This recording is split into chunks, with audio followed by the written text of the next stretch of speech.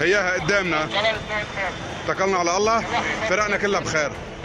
Pasukan pertahanan Israel atau IDF menggempur Lebanon Selatan pada Minggu waktu setempat menewaskan 3 orang.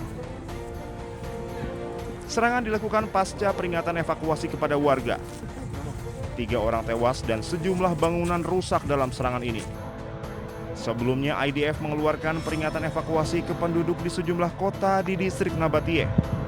Peringatan ini juga berisi rencana serangan yang diarahkan ke daerah tersebut. Kerusakan meluas di seluruh Tir, termasuk rumah sakit Hira menyusul serangan Israel di Lebanon Selatan di tengah peringatan evakuasi. Direktur Rumah Sakit Hira mengatakan semua lantai rumah sakit mengalami kerusakan akibat serangan ini tanpa ada korban jiwa. Namun serangan tersebut melukai 13 staf rumah sakit.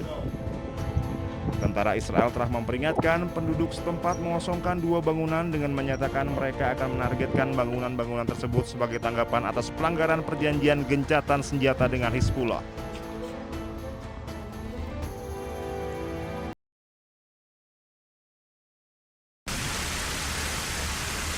Paris dilanda suhu panas ekstrim di tengah gelombang panas yang menyapu sejumlah wilayah Prancis. Warga terlihat berusaha mendinginkan diri di air mancur kota. Sementara sebagian lainnya menggunakan payung, kipas tangan, dan meminum air dari fasilitas umum untuk menghindari dehidrasi. Cuaca panas yang memecahkan rekor ini juga berdampak fatal.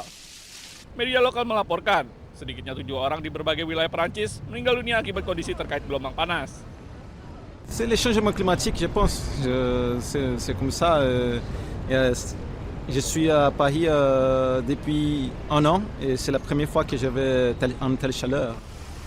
Badan Meteorologi Prancis mengeluarkan status siaga oranye untuk 8 departemen di wilayah barat negara tersebut.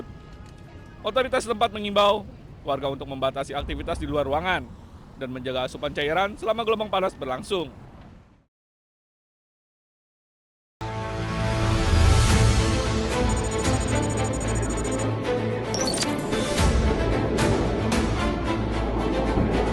Tentara Hizbullah merilis sebuah video yang mereka sebut sebagai upaya heroik saat menghadapi militer Israel di wilayah Hadata, Lebanon Selatan.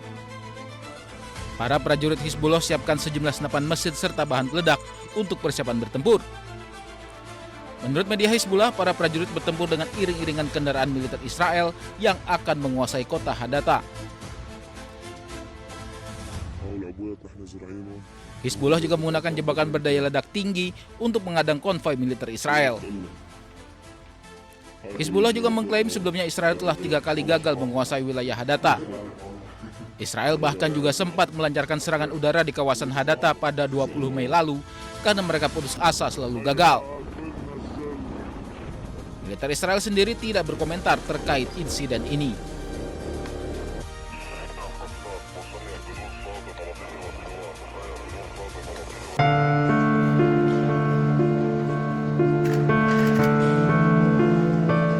Pemimpin sayap militer Hamas, Brigade Al-Qassam, Muhammad Odeh, tewas bersama istri dan 2 anaknya dalam serangan udara Israel di wilayah Al-Rimal, Gaza.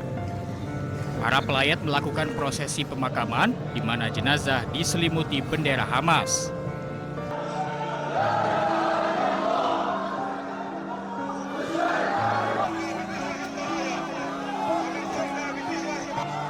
Sementara itu, militer Israel mengonfirmasi bahwa mereka telah melakukan serangan yang menewaskan Muhammad Odeh. Total 5 orang dilaporkan tewas dalam serangan udara tersebut.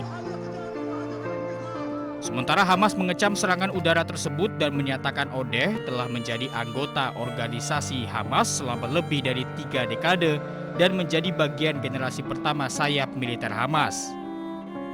في الأيام المباركة هاد ما بنحكيش إلا بس بالدين. نحكيش بفرحة، نحكيش بفرحة لأي مسلم عندنا في قطاع غزة.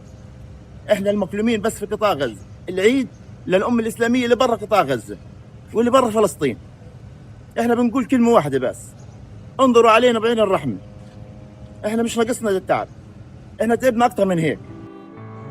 Tentara Israel menambahkan bahwa Odeh adalah pemimpin senior terakhir yang tersisa yang terlibat dalam perencanaan serangan Hamas ke Israel pada 7 Oktober 2023. Sejak serangan tersebut, Israel telah membunuh 4 pemimpin sayap militer Hamas. حسبي الله ونعم الوكيل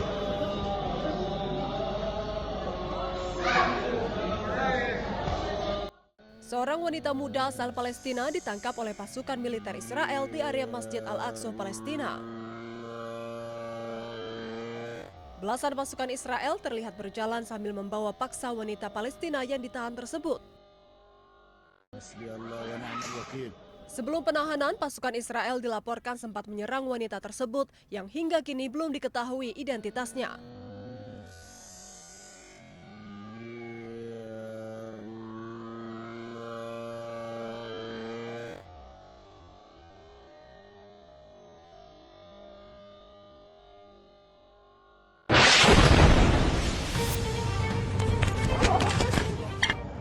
Israel kembali menyerang jalur Gaza Palestina, tepatnya di permukiman di kamp pengungsian Nusairat. Serangan udara Israel menargetkan 2 blok perumahan di kamp tersebut. Akibatnya sejumlah rumah, gedung, hingga kendaraan mengalami kerusakan parah.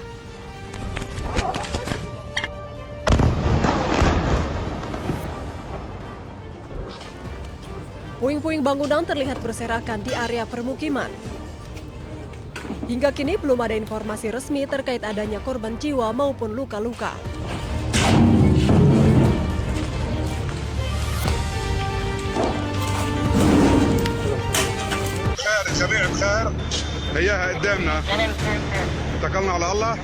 Militer Israel melancarkan gelombang serangan udara besar-besaran dan meluluhlantahkan kota Tyre, Lebanon Selatan. Serangan intensif ini terjadi di tengah kesepakatan perpanjangan gencatan senjata selama 45 hari yang sempat diumumkan pada pertengahan Mei lalu. Serangan udara ini menghantam sebuah rumah sakit Hiram Hospital di Tyre.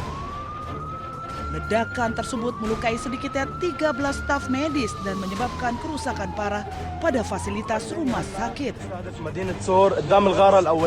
Kementerian Kesehatan Lebanon melaporkan belasan warga sipil tewas dalam serangan ini, termasuk perempuan, anak-anak, serta petugas medis. Militer Israel, IDF, mengeluarkan perintah pengusiran paksa bagi penduduk lokal agar segera mengosongkan kota dan bergerak ke utara Sungai Zahrani.